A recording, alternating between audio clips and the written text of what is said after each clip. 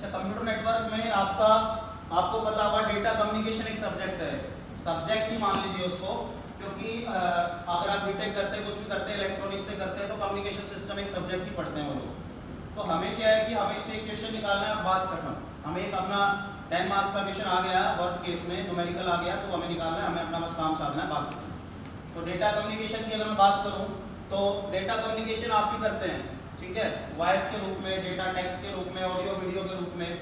तो यहाँ पे हमें देखना है कि डेटा कम्युनिकेशन क्या होता है और इसमें मेजर पार्ट कौन कौन होते हैं। जैसे हम क्या करते हैं बेसिकली, एक सेंडर है, एक रिसीवर है, एक ये मीडियम है, इसके थ्रू डेटा जा रहा है ना, बस इतना सा है। डेटा कम्युनिकेशन का मतलब क्या है? डेटा कम्युनिकेशन का मतलब ये है कि मैंने मैसेज भेजा किसी को, मैं सेंडर और रिसीवर, दो बंदे आपस में कम्युनिकेशन करेंगे, वहाँ पे दो चीज़ें होनी चाहिए, ठीक है।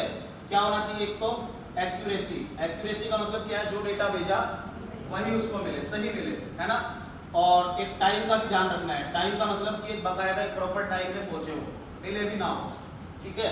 बहुत सारी चीजें यहाँ पे, फैक्टर आता है CIA। C क्या है? कॉन्फिडेंशियलिटी, कॉन्फिडेंशियलिटी, और उसके आगे I क्या है? इंटीग्रिटी, और लास्ट में A क्या है? ऑथेंटिसिटी। तो आपको कम्युनिकेशन में तीन चीजें ध्यान रखनी चाहिए।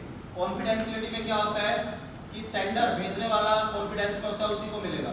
मैंने जिसके लिए लिखा है उसी को मिलेगा, है ना।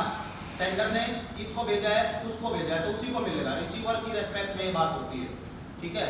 यहाँ पे कॉन्फिडेंस क्या है कि उसी रिसीवर को मिलेगा जिसको मैंने भेजा है। इंटीग्रिटी, इंटीग्रिटी किसकी रेस्पेक्ट में होती है? डेटा की रेस्पेक्ट में, मतलब कि विदाउट एरर्स। क्या बोला इसने? विदाउट एरर्स, कि डेटा जो हो वो वही जाए जो हमने भेजा है। पहले में क्या है? उसी को मिले, किसको मिले? जिसको मैंने भेजा है।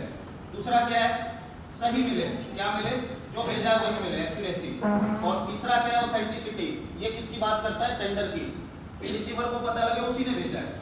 समझे मतलब क्या है? एक में रिसीवर की बात कर रहे हैं, एक में सेंडर की और एक में डेटा की। रिसीवर क्या है? अब मान लीजिए मैंने अपने साइड करके रविकांत को बोल दिया कि उसको 5000 रुपये दे दे, तो रविकांत क्या करेगा कि ये वेरीफाई करेगा कि जो साइड करने वाला है वो मैं ही हूँ या कोई और, है ना। ऑथेंटिसिटी होनी चाहिए। तो यहाँ पे तीन रेस्पेक्ट में बात कर रहे हैं हम। CIA, C क्या है? कॉन्फिडेंस, उसी को मिलेगा जिसको मैंने भेजा है। I क्या है? इंटीग्रिटी, किसके रेस्पेक्ट में? डेटा, डेटा में एरर नहीं है।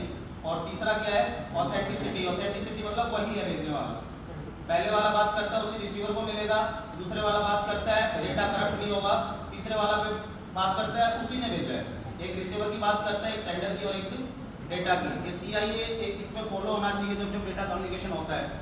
तो यहाँ पे देखो आपको पेपर में क्वेश्चन आएगा कि डेटा कम्युनिकेशन क्या है। जैसे कि आप देखेंगे पहले पेज पे, तो उसने लिखा होगा एक्सचेंज ऑफ डेटा बिटवीन 2 और मोर डिवाइसेज। जब दो या दो से ज्यादा डिवाइस आपस में डेटा ट्रांसफर करते हैं वो क्या कहलाता है?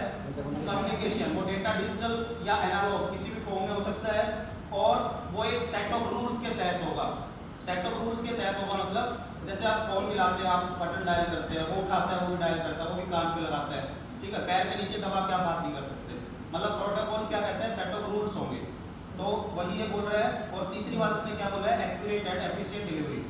एक्यूरेट मतलब सही हो, वही डेटा जो भेजा वही हो, और एफिशिएंट मतलब जायज है।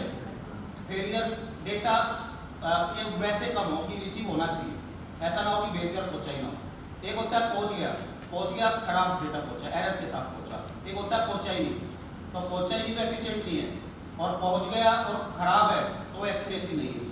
दोनों चीजों में डिफरेंस क्लियर है। तो अब पेपर में आएगा डेटा कम्युनिकेशन के 5 कंपोनेंट्स बताइए। कंपोनेंट्स क्या है? सेंडर, सेंडर भेजने वाला, रिसीवर लेने वाला, तीसरा है डेटा, डेटा जो जाएगा, चौथा है मीडियम, ये मीडियम आइदर वायर्ड होगा या वायरलेस होगा जिसके थ्रू जाएगा, और पांचवा है प्रोटोकॉल, सेट ऑफ रूल्स जिस नियम के तहत हम आपस में कम्युनिकेशन करेंगे। तो ये पांचों चीजें आपको 2-2 नंबर के हिसाब से लिखनी है। जब भी ये क्वेश्चन आएगा 10 नंबर में आएगा, तो आपको इसको उस लेवल पे पढ़ना है जिस लेवल पे आपको इसके पूरे मार्क्स मिल जाए। क्या क्या है?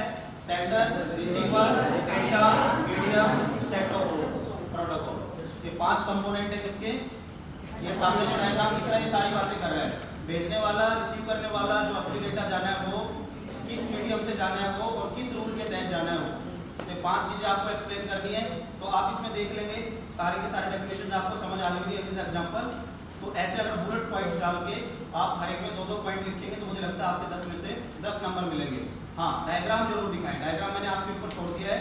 अब आपको अगर 10 में से 9 लेने हैं तो आप डायग्राम बनाइए, जिसको नहीं लेने तो हमारे एकेडमी के सारे 8 ले लेंगे, 7 ले लेंगे, वो आपकी रिप्रेजेंटेशन है। 1 नंबर मैंने आपका डायग्राम के ऊपर छोड़ दिया, जो आप इजीली बना सकते हैं, जैसे मैंने सामने बताया। वहाँ पे 5 कंपोनेंट्स दिख सकते हैं, उनके एग्जाम्पल्स भी दिख सकते हैं, क्योंकि जब जब कोई क्वेश्चन आएगा एग्जाम्पल आप किसी में भी डाल दो, एग्जाम्पल की कोई रोक टोक नहीं है। एग्जाम्पल आप कहीं डाल सकते हो, डिफाइन और एग्जाम्पल आप हर क्वेश्चन में कर सकते हो, किसी भी तरह का क्वेश्चन, ठीक है।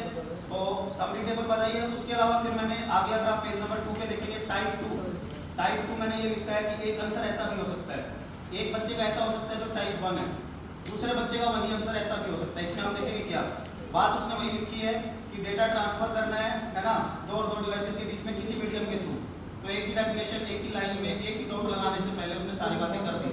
डेफिनेशन इतनी साफ सुथरी हो कि इवैल्यूएटर पढ़े और उसको सारी चीजें दिमाग में जाए। इवैल्यूएटर को पहली लाइन पढ़ानी होती है, हमें दूसरी तीसरी चौथी नहीं पढ़ानी होती। जो भी पैराग्राफ हो, जो भी एक हेडिंग हो, एक हेडिंग की एक लाइन ऐसी पढ़ा दो कि अगली लाइनें पढ़ने की उसको जरूरत ना पड़े, और मार्क्स वहीं पे पूरे दे दे। अगली लाइनें आपकी गलत भी हो, काम चलेगा, पहली लाइन में दम होना चाहिए। हर हेडिंग की पहली लाइन में दम होगा तो आपके मार्क्स अच्छे मिलने की पॉसिबिलिटीज ज्यादा होंगी, ठीक है। उसके बाद वो बोलते हैं की कैरेक्टरिस्टिक मतलब जो कम्युनिकेशन होता है, इफेक्टिव कम्युनिकेशन कौन सा होगा, बढ़िया कम्युनिकेशन कौन सा होगा। हम कब बोलेंगे कि कम्युनिकेशन का मकसद पूरा हो गया। कम्युनिकेशन का मकसद पूरा जब होगा जब डिलीवरी होगी, डिलीवरी मतलब पहुंचना चाहिए। दूसरा एक्यूरेसी मतलब सही जाना चाहिए।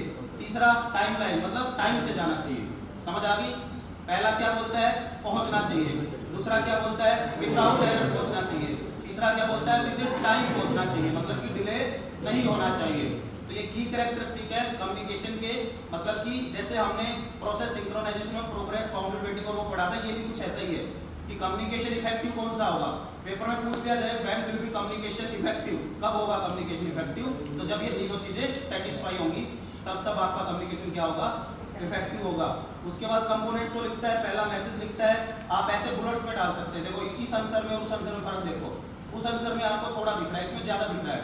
हो सकता है उसमें लाइनें लंबी हो सकता है इसमें बुलेट्स बनाए, जैसे इसने text number image audio video को भी बुलेट्स में दिखाया है, ठीक है।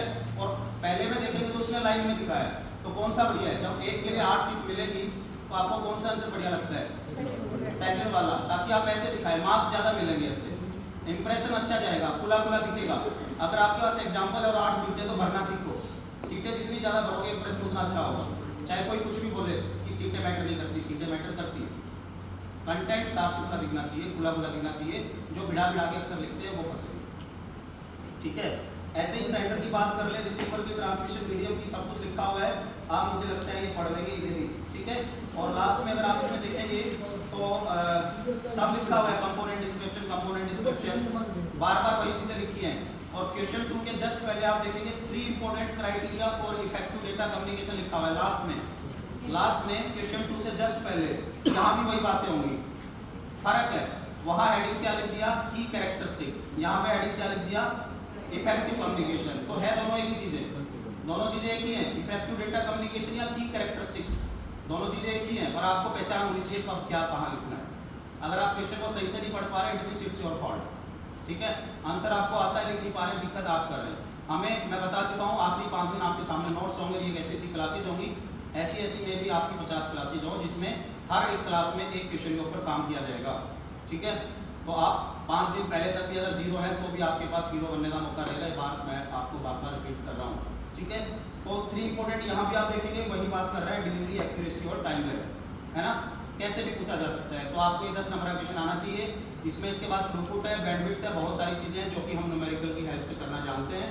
तो आज मैंने ये बता दिया है। नेक्स्ट क्लास में हम न्यूमेरिकल्स और वो सारा एनसीईआरटी का सिलेबस कर लेंगे जो कंप्यूटर नेटवर्क्स की इस यूनिट में है, ठीक है। अभी के लिए स्टॉप करिए।